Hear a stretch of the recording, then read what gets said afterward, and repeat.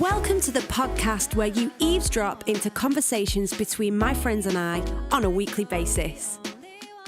My name is Lily Jo. I'm a singer, songwriter, and I perform shows all over the world. I'm a qualified counsellor and an emotional wellbeing coach. You can also check out my award-winning online mental health resource, The Lily Jo Project. I know you will find gems of wisdom within the conversations that I have with my friends.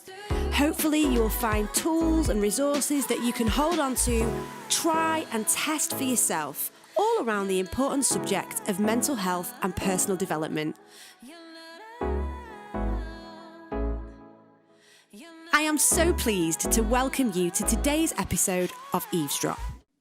So I'm joined today by Ryan, and Ryan is a rapper. Hi Ryan, how you doing? What up? How's it going? It's going well. I'm feeling good. I got my coffee just hand delivered to me right now, so the morning has started the proper way.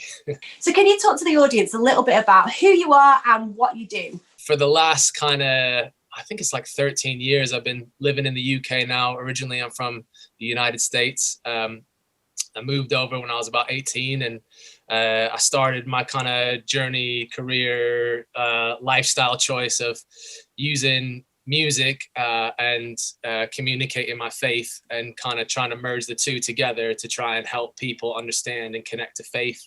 And also just to write enjoyable music that's positive and that, people can really enjoy listening to. So that's kind of me in a nutshell. Nice. Thank you so much for joining us today. So I just want to know, like, when you go on stage and before you go on stage, do you ever feel nervous? Not so much anymore. I used to. Maybe like literally when we first started, I used to feel like so nervous because, I just feel like really weird asking people to put their hands in the air because I just thought, like, why would anybody want to do that? Like, what? They don't know me from Adam. They don't know me from anybody else. And like, here I am trying to tell them to put their hands in the air, so I used to get dead nervous. But now after, almost like 13 years of doing it, I kind of know it's going to go all right, so I don't really get nervous on stage anymore. It's normally if I have to do something like this where I have to communicate thoughts, then I'm like, oh, nervous. Yeah. So have you ever doubted your own ability? Like, can you share a time when maybe you felt like, I'm not good enough, or I can't do this, or this is too hard? Yeah. Never really on stage. Like on stage, I've never really, and most of that's because I've prepared and like I've worked out, like we've worked out what we're gonna do. We've prepared, we've trained for it. Everything's kind of ready. Most of the time I doubt myself as if somebody were to ask me, at a festival to do like a half an hour seminar on just pick the topic that they, they'll pick a random topic and they'll be like, we want you to do a seminar on, I don't know, fish. And you're like, what? Yeah, I think anyone would struggle with that, right? Yeah. So I doubt myself when it comes to like forming some sort of like long form communication stuff. That's when I doubt my maybe my abilities as a communicator. But I think if you don't stretch yourself, then there's no growth. I mean, I like working out, and that's one of the things. In order to build the muscle, you have to tear the muscle, and it has to rip a bit, and you have to go through a bit of pain before it kind of heals stronger and bigger and better. And I just think that's, for me, when I do doubt myself, I just kind of have that in the back of my head, like, okay, this is going to be a bit painful. It's probably not going to be good, but that's okay. It's part of growth. And you kind of need to go through that stuff in order to grow. I think doubt is part of taking it seriously, and yeah.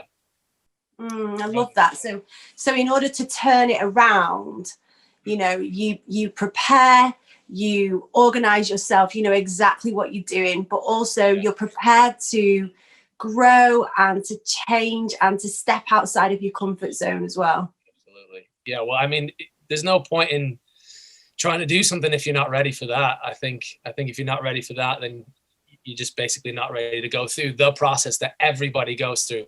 I mean, you think of, anybody you idolize as a leader, anybody you think is amazing, who's doing amazing things, they've done that. And it's as unpretty as it will be when you do it. You know, you only see them kind of on the other side of all that process, or process, however you say it. But it's ugly. It's all ugly. It's all growing pains isn't pretty. It's not like, you know, they'll present it in a documentary like it is this pretty process, but it's really not. It's hard. Mm-hmm. So when we are struggling and when life can be really difficult and we're working out our resilience muscle, it's really important that we open up and we talk about how we're feeling to other people.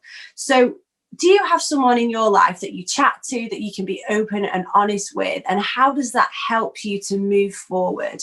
Yeah. I mean, pre-COVID times, I had Josh, who's the other guy in my band, and Joel Atkins, who's our sound engineer. And those two are like my brothers from other mothers. Like, honestly, road was like therapy for all of us. We really talked about so much stuff. So now I've struggled a little bit more with being able to talk and stuff like that. I speak with my wife. She's my rock, but she knows me like too well. So, you know, she doesn't respond to me like a friend does. Friends are like, oh, that's so hard. And, oh man, like, we'll pray for you. A wife is like, you did that to yourself. Like, and you're like, oh. So yeah, I mean, I've had them for the kind of past like 10 years has been like road therapy with my brothers and stuff like that. And I just think it's so important.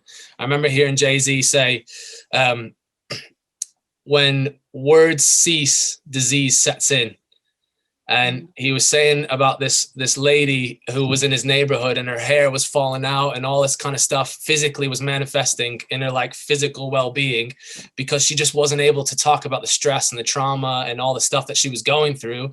And your body is going to communicate that internal struggle and will let you know, actually, you're not well. Whether it's things like biting nails, hair falling out, like sickness, some of that kind of stuff can be induced by just failure to communicate how you feel or what you're going through. And I heard another thing that is, you can't heal what you don't reveal. And for me, just that's been like the hallmark of the last 10 years for me. Like, if I haven't been able to talk about it, if I haven't been able to share it with other people and bring it out into the light, then I just find no healing from it. I find no, you know, progress in it. And yeah, I just think talking about stuff is like the most important thing. Thank you. That is amazing. So good. So helpful. Ryan, why do you think it's important that you get to know yourself, that you understand who you are?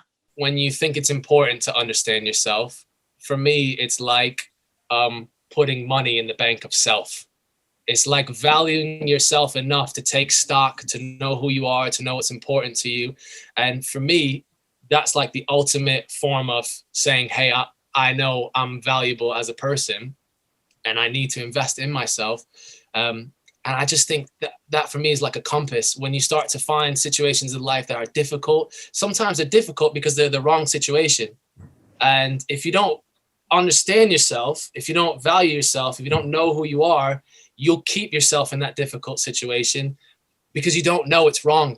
You don't know it's not where you're meant to be. You didn't take the time to know your heart, to know your mind, to know what makes you tick, to know the things that you're passionate about, to know the things that give you life. And I think when you don't do that, you find yourself chasing after things that you're just like, that was so wrong, but you had no idea it was wrong because you just had no self-awareness.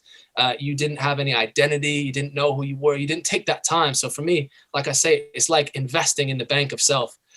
Not in like an ego way or like I'm the best, I'm amazing, but in like a kind of orientating yourself in this world, knowing who you are, knowing what makes you tick, knowing what is good for you, knowing what isn't good for you, knowing the patterns and recognizing like how you operate. Then I think once you have that, you can then find a difficult situation and say, do you know what? Either this is where I'm meant to be and it's hard, but we're going to overcome this because I know this is my passion. I'm doing it for X, Y, and Z. Or do you know what?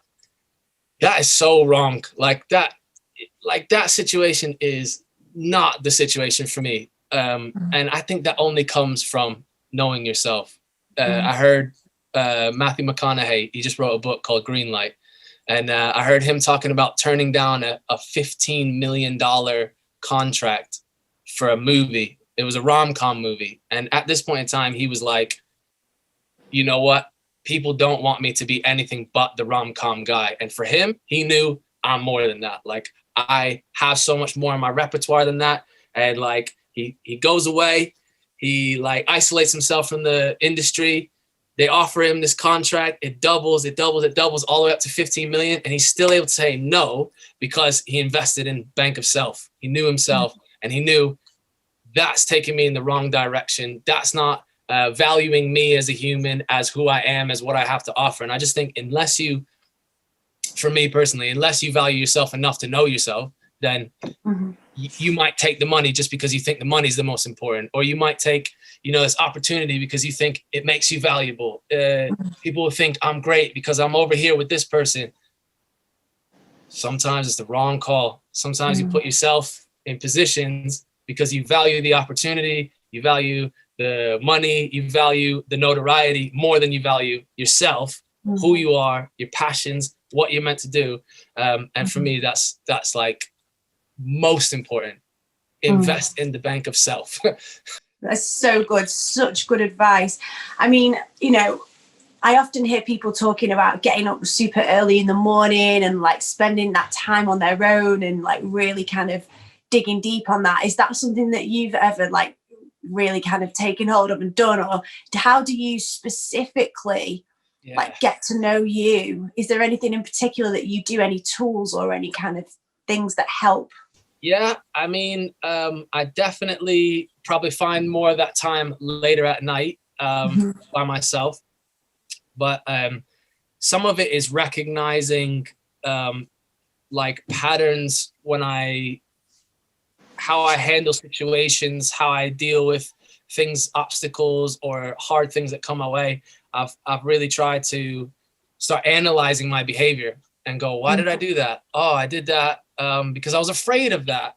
And so then I track like, oh, when I'm afraid, I do this, this, and this. And I start to analyze that behavior and go, wow, like that just totally brought a breakdown in communication. It put me into like a spiral where, I won't exercise anymore. I'll be too like low to exercise. I'll start comfort eating. I'll do all these things. So I start recognizing my patterns when I'm kind of sitting thinking about, by myself, how did I handle today?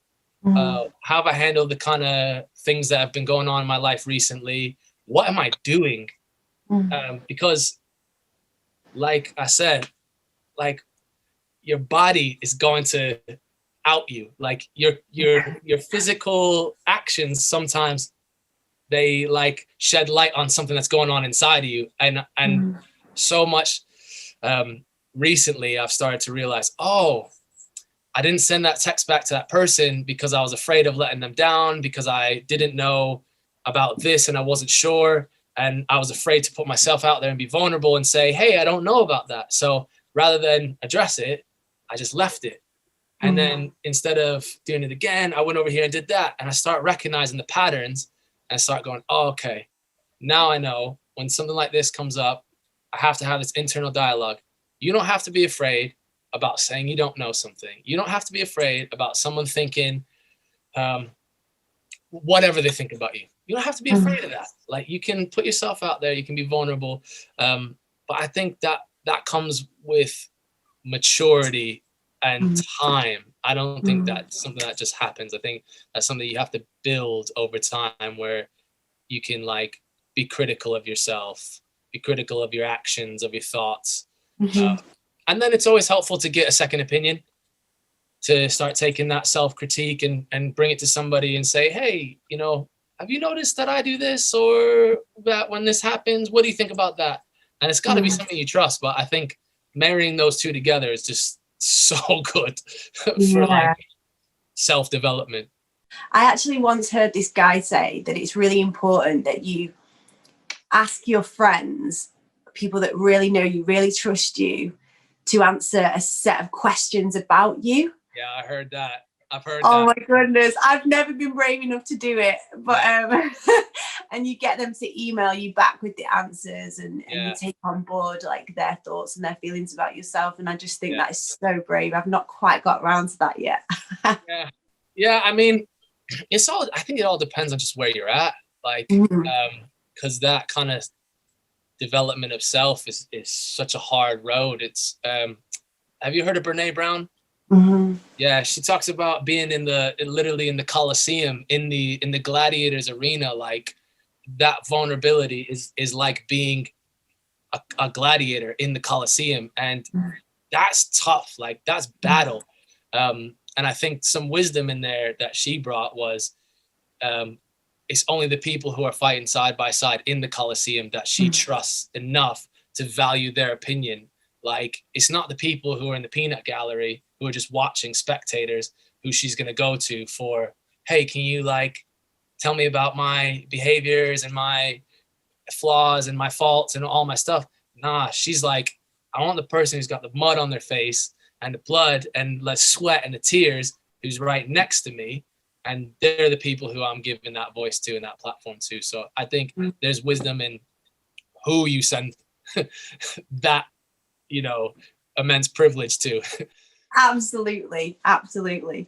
So have you ever struggled over the years with negative thinking and negative thought patterns? I mean, you did touch on it a little bit before, but can you give us any specific examples of that, and like how maybe you overcome that kind of critical parent or that critical adult in your brain? The interesting thing about it is like I actually don't struggle too much with negative thinking. I was speaking with my wife about this last night, and I asked her, I was like, do I struggle with this? Because I know I'm just so positive that I don't want to just skirt over and say something that's not true. Like, no, I don't struggle with it. And she'll be like, yes, you do, like all the time. But she was like, yeah, you don't really dwell on stuff. Like I tend to, if I've got some sort of negative thought, maybe that's my way of coping with it, is just, I try and like get it and like get rid of it as quick as I possibly can and like diffuse it, I guess. Because a lot of times negative thoughts aren't fully based in reality. I heard this word the other day. It's called a perception gap. I don't know if you ever heard this term before, but I heard it on a podcast, and it was like, whoa, I totally understand this. So if you ask somebody in America, is it more dangerous in the streets now than it was in the past? Most of the time they'll say, yes, it's more dangerous now. But if you look in certain areas, statistically, that's not true. So there's a gap in the reality and the perception. And sometimes those two don't line up. We think one thing that just doesn't correlate with reality. And for me, with negative thoughts, oftentimes there's a major perception gap that happens. So I think me being able to take those negative thoughts and almost just like not let them in or put them to the side until I can until I can find some reality on the situation, until I can find some way to process it like more factual, then I just boop. I just no, I'm not dwelling on that. Boop. Like, okay, we'll talk about that when we need to talk about that. But right now, that person's not in the room. That thing is undecided. That's not a thing. That's a made up person that we've just made up. This whole, they won't like it. They're going to think this, them. And I'm like, well, they don't exist until they actually call me on the phone, and until I actually get a comment from that person, then I can take it to, oh, Jeff said this, and me and Jeff are going to talk on this day. So I think most times negative thoughts, I don't tend to give them oxygen until I'm like face to face with the person, or until I can actually deal with the reality of the situation, because I'll make stuff up. I'm way too creative for that. I'm just like, I'll make up 1,000 theys and give them way too much voice. But yeah, I don't really dwell on it. And that would be my advice, is like, just try not to dwell, because the more you dwell, the more oxygen you give to something, the more of that perception gap starts to build. And I think, yeah, just let them trigger you into the process of really trying to deal with what's going on, and figure out a way of dealing with whatever your situation is, I think. So good, so helpful. I love that. So when you're busy and you're touring and, you know, life is just hectic, how do you manage to create space in your world to process things and to, you know, challenge those negative thoughts and to kind of understand yourself? And what do you do in order to like create that time and that space for yourself, just personally, you know? Yeah. Well, I mean, like I said before, I'm like, my situation is like such a privileged position because I'm on the road with like my two best friends in the world, and we talk about everything, like everything. There's not one thing that we don't talk about within the group. You know, money, sex, death, politics, spirituality, you know, how you're feeling, emotional well-being, whatever it is, everything. And so I think because I'm such an external processor most of the time,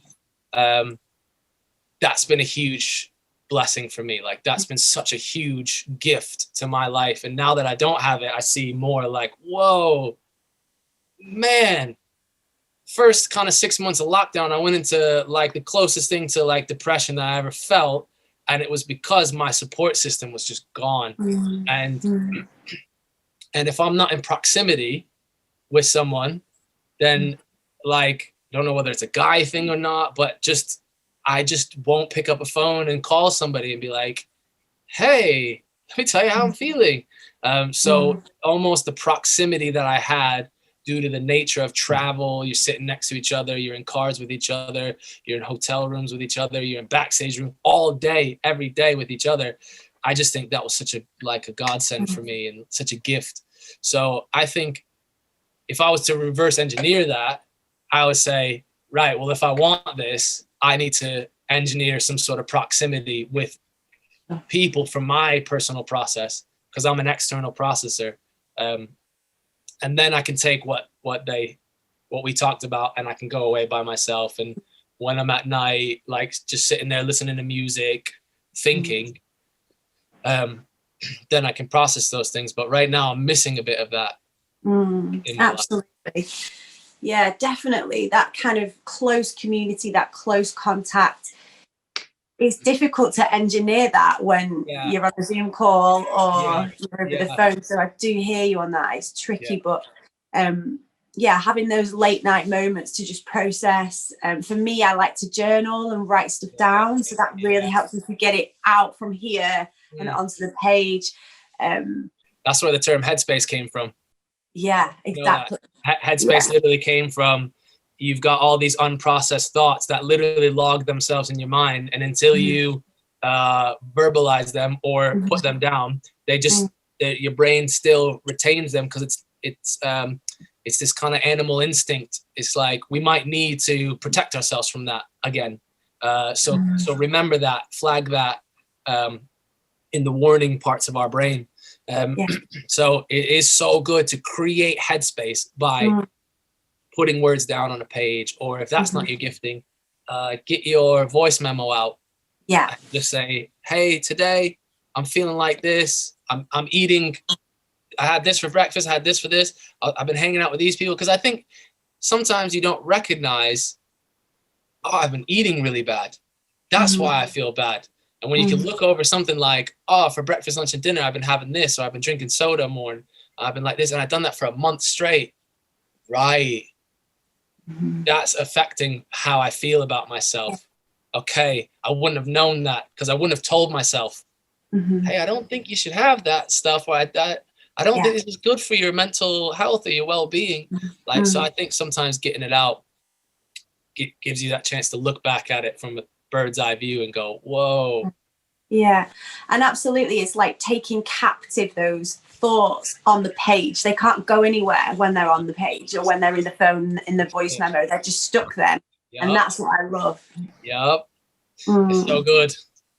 So exercise, exercise it's inextricably linked with mental health and well-being. And, you know, in order to bounce back from difficult times, in order to build that resilience muscle, exercise is also really key to that. And, you know, I'm about to go out for a run after we've done this interview. Just for me, running is my like absolute way of like getting everything that I'm feeling out and onto the streets, basically.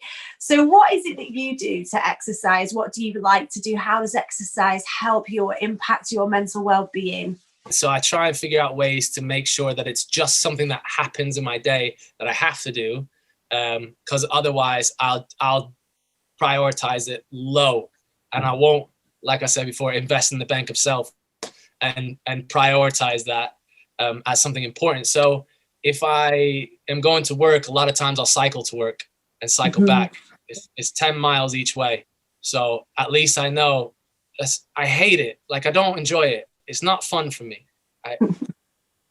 I do get the endorphin rush, but at the same time, that doesn't supersede rain and cold and all that kind of stuff. Like, I loathe it. It's not fun. I cycled in today, but it's done. Like, it's almost like you don't realize the benefit that it's having for you, but you've done it. And it's not until something like that falls out of the picture that you start going, wait a second, I'm getting like short and snappy with people. I'm like doubting myself and my future. What's happening here? And it's like, for me, it's food and exercise every time. Oh, and sleep. Food, exercise, sleep. That's the holy trinity in my life. If you fall out of line with that trinity, oh my goodness, your life just starts on a different path.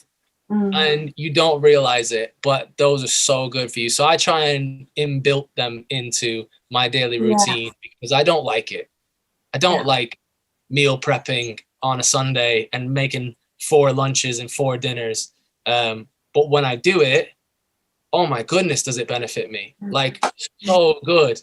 Such a small thing for such a huge benefit. I don't like cycling into work, but when I do it, you know, that's it. Like, that just helps you so much. And yeah, you just got 1,000 excuses, but if you want something, you just got to pay the price for it. Like, you just got to know the facts, and you just got to like suck it up and just say, you know what, this is going to cost me my time. It's going to cost me some of my energy.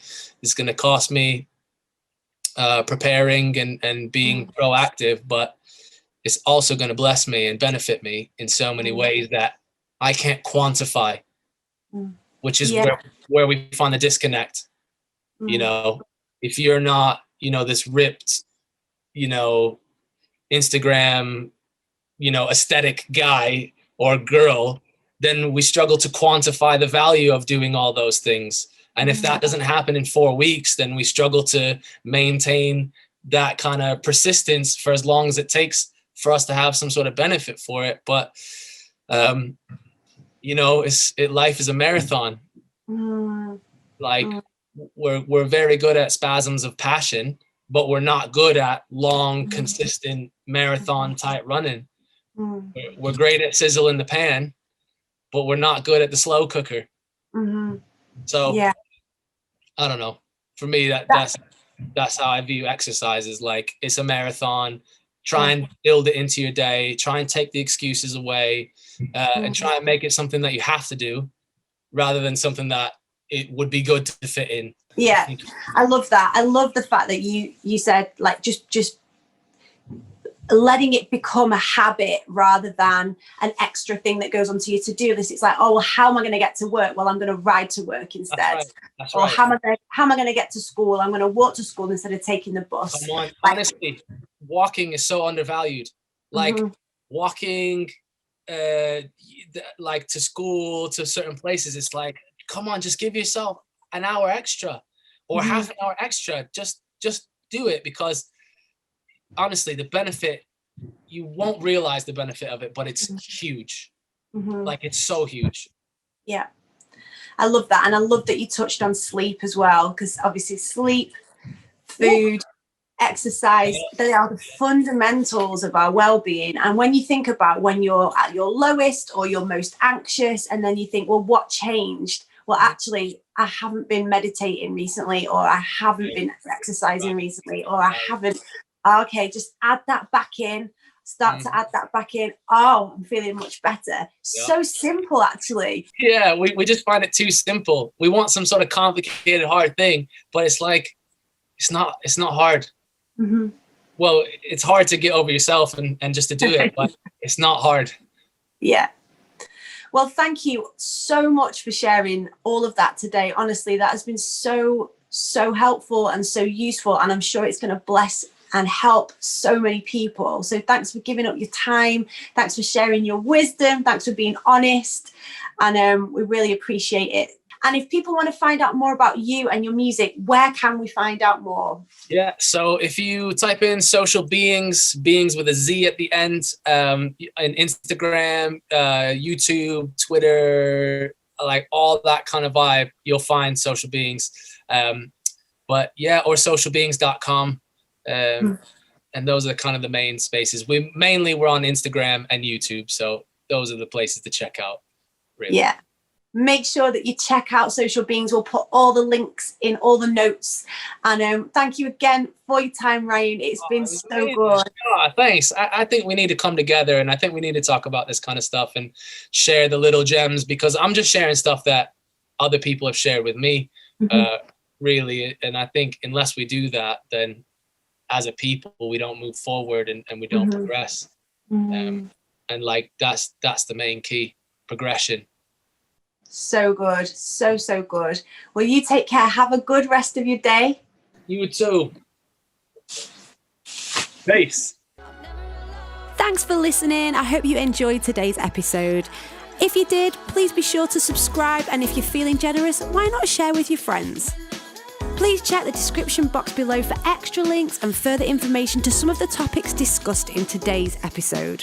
Also, you'll find information about what's coming next.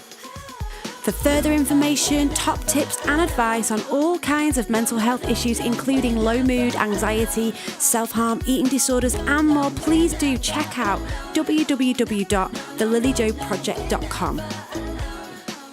You can find my music across all digital platforms, including Spotify and iTunes. See you next time.